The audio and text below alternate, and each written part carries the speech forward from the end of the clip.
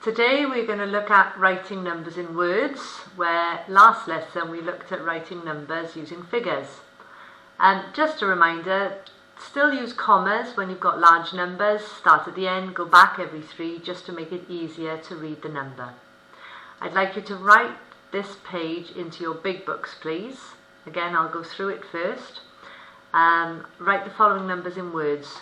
6301, put the comma in, back 3 places. Cover up that second part, it's 6,000, and then cover up the 6, 301. Again, a 5-digit number, go back 3 places for the comma. 37,040. Watch the spelling of 40 and some of the other words. Number 3, back 3 places, put a comma. Read the first part first up to the comma, 105,000, and then the second section, and 2.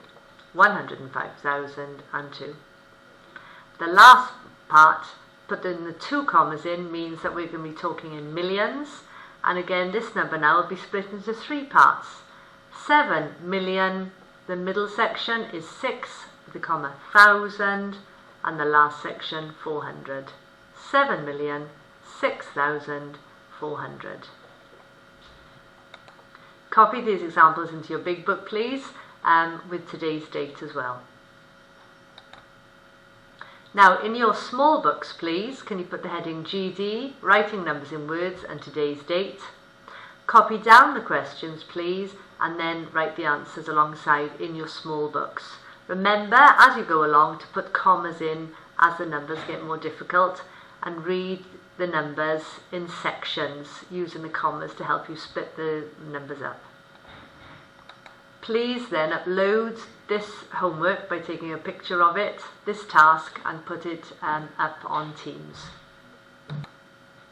We're back into your big books now, please. Put a new heading, ordering whole numbers. Now again, as we've learnt in the past, numbers can either be written in ascending or descending order. Ascending meaning small to big, descending means you start with the biggest and you go from big to small. Watch the spelling on descending, it's SC, and also watch the spelling on ascending. Think of D for down, getting smaller. We use place value to help us order numbers.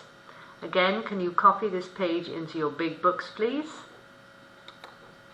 When we put numbers in ascending or descending order, we have to use place value. So for this first example, we're writing it from small to big. We need to look at the number with the least number of digits and thus the smallest place value.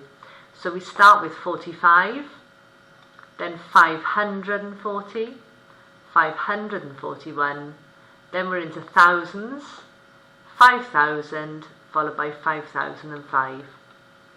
A good tip when you're doing a list of numbers from another list of numbers is to tick them off or gently cross them out as you write them on your list below, and then check in your final answer that you have the same number of values in your answer as you were given in the question.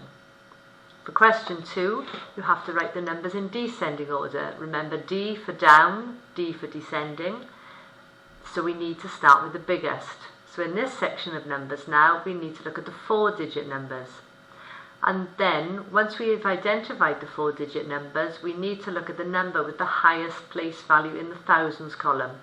So you have 8,000, 6,000, 6,000, 6,000, so that will be our largest number. Then you look at the 3 with 6,000, and you look at the hundreds digit. There's an 800, an 800, and an 800. So now we have to move to the tens digit. We have 3 tens, 3 tens, and 6 tens, which means that that will be the next largest number, which goes here. And then we finally got the last 2 values. The final task for today, again, is in your small books. If you put a heading, ordering whole numbers, an exercise, I'd like you to write out each question as you go along, please. Write out the values, then put them in either ascending or descending order, depending on the question, what it asks you to do. And remember, a good tip is to cross out the values as you write them in the correct order and check you've got the right number of values in your answer as you had in your question. Again, once you've done this exercise, please, will you take a photograph, upload it onto Teams, and then I can send you some feedback.